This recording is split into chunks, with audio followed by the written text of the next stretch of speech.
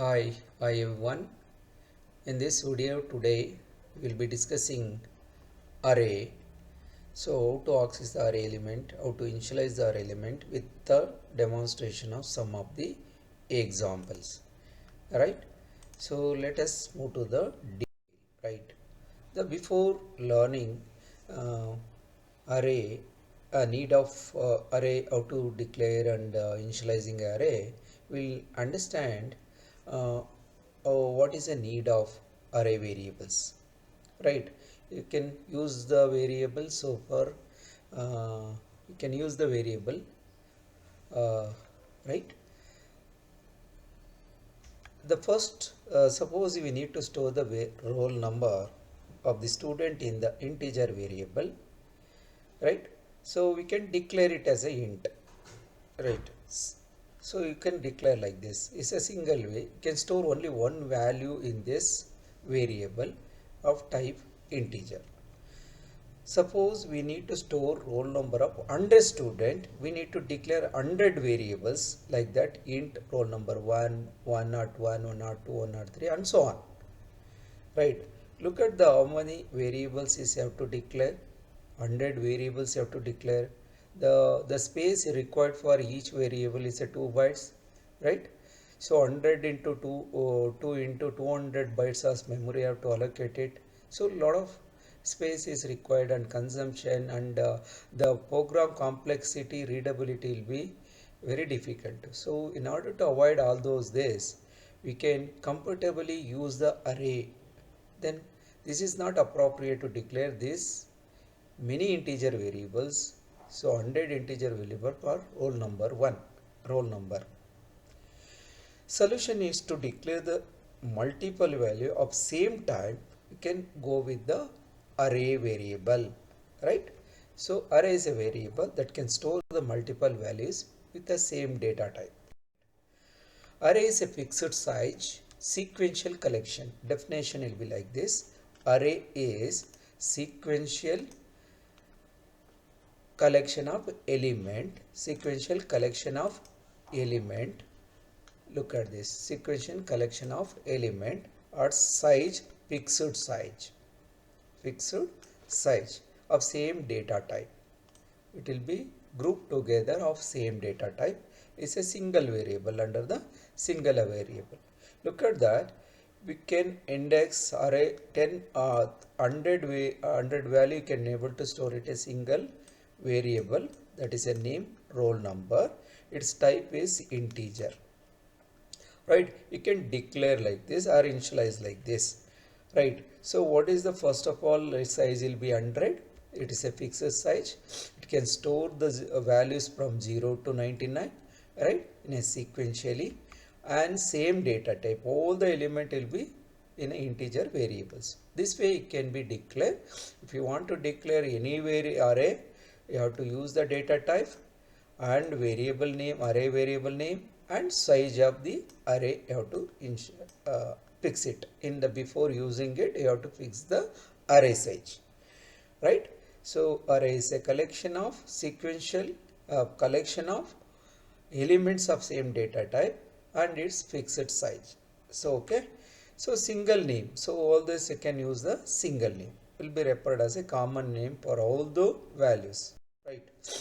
So declaring an array is you have to, as you told, there is a data type. You have to use the name of the variable and size. This will be the way of declaring the array.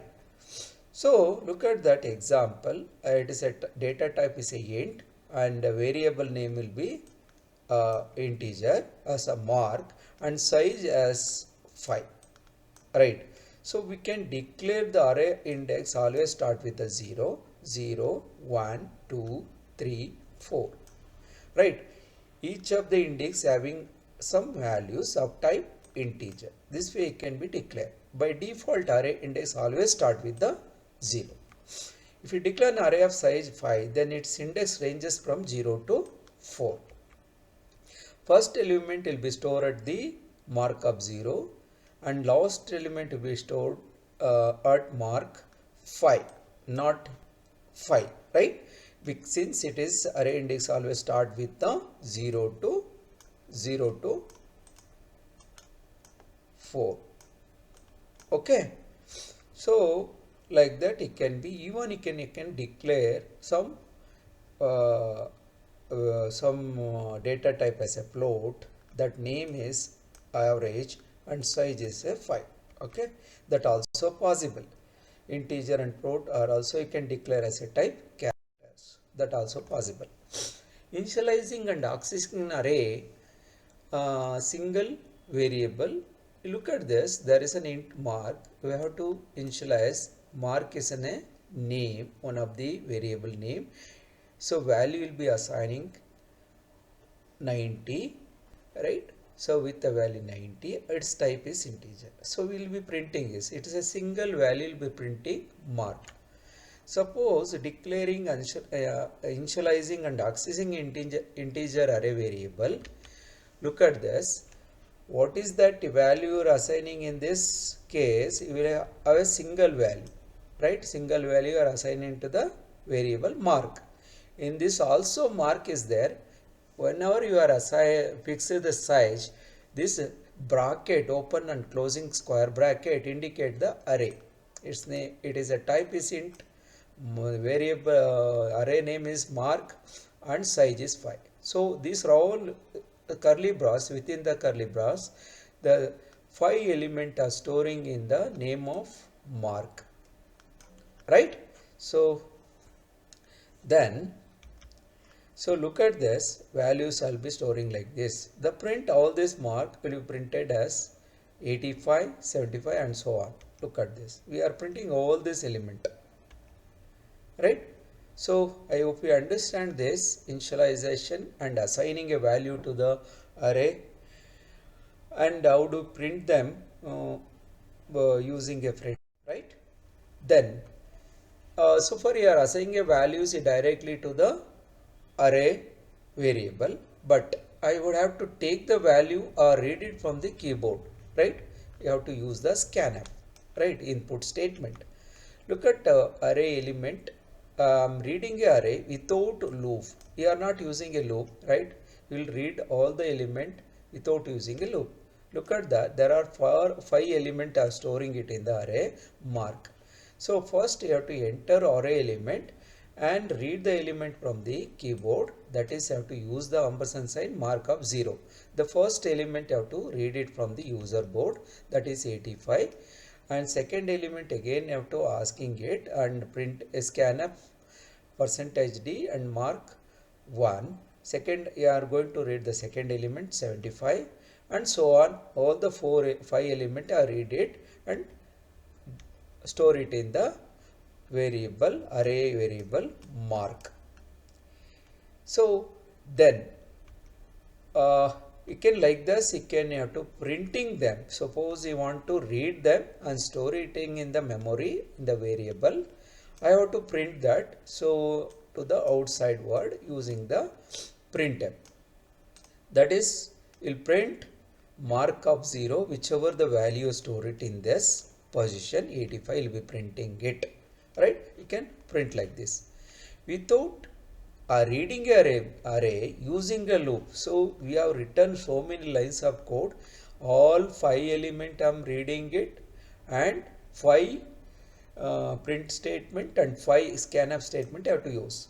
In order to avoid these many lines of code, you can reduce the readable printf and scanf statement. Look at that, I am using a for loop. So there is a int mark of 5. So array variable you have to initialize it and size also fix it. So here it is I is equal to 0, I less than 5, I plus plus. It is keep on reading the element from the keyboard from the user all till it is condition as to true. That means it is I less than. When I becomes 5, then this will be get condition is become false. Then loop will terminated and come out of the loop. So this for loop, once you come out of it and you have to go into print it. Look at this, I is equal to 0. Again I am printing all this element whichever I have stored it in the mark variable, array mark variable. So all it will be stored. Look at this, these many lines of code you can write it in this while using the loop. So that is a for loop. So this way it can be write a program. This is the way best way to write the program. Reading the array element using a loop is the best way. Instead of reading one after the other, so it takes so many printf and scanf a statement in a code. It becomes increasing complexity in the program. But though it is easy for you to, but when I reading that in order to reduce the complexity of the program, so using the multiple same command again and again, so you'll use the for loop, will reduce it, right? So there are two way. You can reading array without loop also will be possible. Reading a array using a loop will be comfortable to read the 100 very. In this case I have taken only 5 element. It may be 1,000 element I wanted to read it. So you can use the for loop, you can read it, right? So I hope you understand this concept. Let us move to the next concept, right? So in this I have to write a program to count the number of positive and negative number from array of 10 numbers. So try to understand the program. I'll demonstrate the how to use the array element all together. So all the concept and initializing, accessing a element and using a scanf and printf statement and also for loop. Right, look at that. I wanted to print the positive number or negative number, whatever the number you are reading it from the user. So 10 number I am giving it. In that we have to identify which are the positive number, which are the negative number. Then what all it needed, we always start with the main. In the preprocessor it is a default, you have to use it in the program. Preprocessor directive and how to use it. And always entry point is a void main. I have, because it is a 10 number, array name is the num and its size is 10, and there is a 3 more variables it is required. One is a counter I will be using, other one is POS is a positive number, NE is a negative number. So I need to store the positive number and negative number. How many number of positive numbers are there and negative numbers are there? So among 10 numbers. So initially it is a positive 0 and negative, you have to initialize it. So we read all the 10 number from the user. So that for that you know previously how to use the for loop. I is equal to 0, I less than 10, I plus plus. Print enter the array elements and scanf %d and use this format ampersand sign num of 5. All the 10 element is read it and store it in the array name num. Then I have to check the condition. So there is all 10 element I have read it. Enter the array element 1, 2, 3, 4 and so on. Right? All the 10 element I have read it from the user. So then you have to test them, right? Test it and you have to print the positive number and negative number. Then you have to go with the another condition is here. You have to again you have to use the for loop because I have to test all the 10 numbers. So I is equal to 0, I less than 10, I plus plus. Then the where the number I have stored it, all the 10 variables, 10 numbers, 10 numbers, store it in the num of 5. So num variable array num. So then num of 5, whichever number num of 5 is, suppose the first number I is equal to 0, num of 5 0, greater than 0 it is become positive number. Positive initially it is a 0, that will get incremented.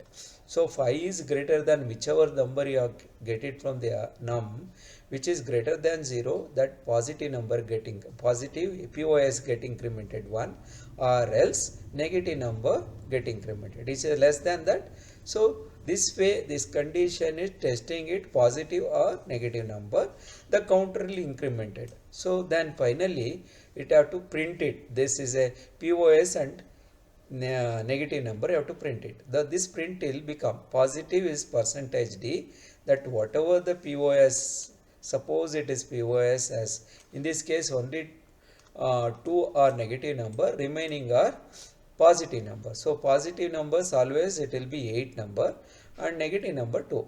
Look at that. So positive is 8 and negative is 2 number. This way you can write a program. So if we understand this concept, let us move to the point. Next program, program to read a number in array and print them in a reverse order. Print them in a reverse order. That means a number, whichever the number you are given, 1, 2, 3, 4. So if you read all this number, while printing it, you have to reverse them. 3, 2 and 1. So this will be the expected output. So what is the input as given? 1, 2, 3, 4 and expected output, because you have to reverse it, 4, 3, 2, 1. So how do you do doing it? Now you have to read the all 10 for n numbers. Though I am reading it, a size is fixed 100 numbers, enter the number of array elements. So that is because you have to fix 100, you need not to enter all the 100 numbers. That is left to you. Space allocated for array is 100. So okay, I have given enter the array element, I have given only n element, 5 element, it is going to read it. Loop will scan n element. So here it is, n is the 5, it is going to read all the 5 element. So all of them will be storing in the array. So n num. So okay, so all the 5 element you stored in the num. So we have to read them and print them as a reverse. So here it has to reverse the negative loop to print the array in reverse order. Look at that. So I, in this case, I is initialize it to 0 because it is reading first number beginning, right? First number, second number and goes on. In this case, while printing it, all the number are stored it in the array, which you have to print it in a reverse order. You have to reverse order. So that means the last number you have to print it first, last number you have to print it first. That means it is this is the nth element. You have to read the n minus 1 array, because since array always will start with a 0, right? So there is, that is here I is equal to always initialize n minus 1. N minus 1 is 5 minus 1 means 5 minus 1 is, so 4. So I greater than equal to 0. Obviously I is a 4, which is greater than, I get incremented for this case. Next, it is always keep decrementing. So that is 4 will be printing first. Then second time 3 will be print, because the whatever the element I enter, right? Next it will be, so 5. First it will be 5. Next element 4. Next element 3 and 2 and 1. So like that it will be printing. So once it is condition is passed, it will come out and printing all this element. Look at this. So all of them will be printing. Got it? So 5, 4, 3, 2, 1 printed. So I think you understand multiple example, how to use the for loop, how to use the array initialization, fix the array number, number of array elements, fix the size. All this will be understood through this video.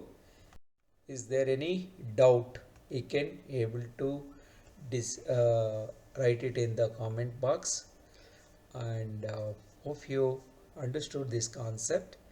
And for practice some of the program at your home, can use these 6 programs I have given it for you people.